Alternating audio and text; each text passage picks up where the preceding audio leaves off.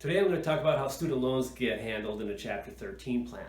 Student loans are sort of a hybrid between general unsecured creditors, which can get a very small percentage and get discharged, and priority debts which need to be paid in full and don't get discharged, because student loans do not get discharged at the end of the plan.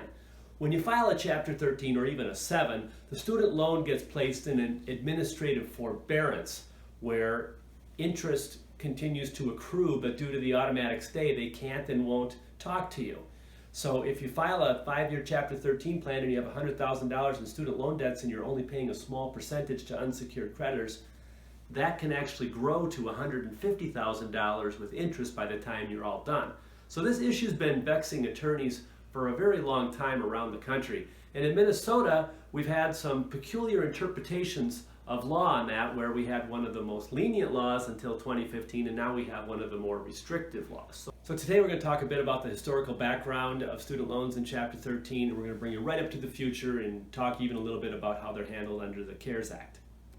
There are 3 main tests that courts have used to determine whether student loans can be paid ahead of other general unsecured creditors. The majority rule around the country is this test called unfair discrimination. Does preferring the student loans discriminate unfairly against other creditors? Now, most courts have held it does, but in certain circumstances they'll let you get around that. Now in Minnesota, we haven't followed that national trend. So from 1993 until 2015, we had this rule called the long-term debt exception, which is as long as it's going to take longer than 5 years to pay your student loans, you can put it on your budget and you can make those payments and subtract that from your ultimate Chapter 13 payment. The issue from the trustee's perspective is that there wasn't any way to ensure that those payments were actually getting made, and a lot of people just didn't make those payments. By 2015, a Chapter 13 trustee in Minnesota took the issue up to the Bankruptcy appellate panel, and they held that unless you're paying 100% to all of your creditors, you can never pay the student loans directly unless they will apply the payments first to principal and not to interest, which contradicts generally accepted accounting principles and the Code of Federal Regulations. So this Jordahl case hasn't caught on around the rest of the country, but it's pretty much been the death knell in Minnesota about paying student loans before other unsecured creditors, and it probably needs to go up to the next appellate level.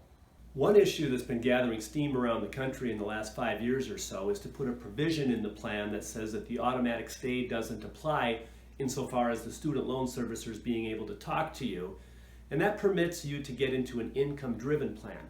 Now, the benefit of being in such a plan is that after you're in it a certain amount of time, which is generally 25 years, but can be as little as 10 years if you work for a public employer, then these months are going to accrue and count toward you ultimately getting a discharge of the student loan under the income-driven plan provisions. While the trustee still won't let you deduct the student loan payments in determining your plan payments, they're less likely to have an issue if you do so after the plan is confirmed. In many cases, the IDR payments can be as low as $5 or even $0.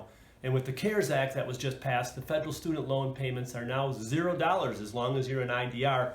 And in order to get in an IDR, you need to get the stay lifted. There's language that you can put into your plan or even a modified plan in order to do that. There's more information about that on my blog.